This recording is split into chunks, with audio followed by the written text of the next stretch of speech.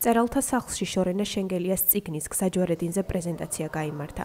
ავტორისთვის ეს მეოთხე წიგნია, თუმცა მისი გამოცემა განსაკუთრებულია, რადგან ცხოვრების ყველაზე მნიშვნელოვან აფხაზეთში ცხოვრების პერიოდს უკავშირდება. წიგნის ავტორი შორენა შენგელია საბერძნეთში მოღვაწეობს. ბერძენმა მკითხველმა იცის და აინტერესებს აფხაზეთი, სწორედ ამიტომ ის სამომავლოდ ბერძნულადაც გეგმავს წიგნის თარგმნასა და გამოცემას. ეს არის ჩემი მეოთხე წიგნი, მაგრამ ამის დაწერა განსაკუთრებით მინდოდა, იმიტომ რომ მე ვარ იმ ეპოქის შვილი, როცა დაინგრა საბჭოთა კავშირი და ან გრევას გადაყვა მთელი ჩვენი კეთილდღეობა. ეს ჩვენი ადამიანების უგუნურობით მომხდარი საშინელებაა. ზუსტად ამ საშინელების აღწერაა ეს ჩემი წიგნი. საბჭოთა ეპოქიდან როგორ ცხოვრობდა სოხუმში ადამიანები, როგორი მეგობრობა, რაც ყველაზე საუკეთესო ჰქონდა აფხაზეთში, ეს იყო ხალხთა მეგობრობის, თანაცხოვრების კულტურა. სხვადასხვა ეროვნებების თანაცხოვრების კულტურა. სწორედ ეს კულტურა დაირღვა. აბსოლუტურად ნათესავი ხალხი მტრები გავხდით ერთმანეთის. აფხაზეთი ბერძენმა იცის, იმიტომ რომ თვითონ ლტოლვილებიც ძალიან ბევრია აფხაზეთიდან. ბერძენი ლტოლვილები მისტირიან აფხაზეთს, ვერც ბრუნდებიან და ძალიან ბევრ სურვილიც აქვს დაბრუნდეს.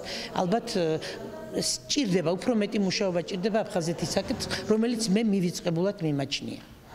ეს წიგნი ეძღვნება ქალის ცხოვრებას, რომელმაც გამოიარა ურთულესი გზა აფხაზეთიდან ტორვილობამდე, შემდეგ საბერძნეთში იცხოვრა და საოცარი წიგნია. წიგნი ადამიანის სულის გაუტეხებაზე და წიგნი სიყვარულზე.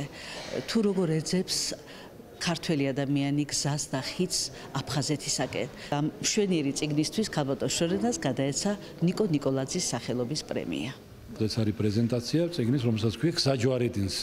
და ეს გზაჯვარედინზე ავტორმა შესანიშნავია, ავტორმა რამდენჯერმე გაიარა ცხოვრებაში ყველაზე მძიმე იყო ალბათ ეს აფხაზეთის ომი, მოთხრობები მისი წიგნის გაშღენთილია იმ უაფხაზეთოთ ტკივილით.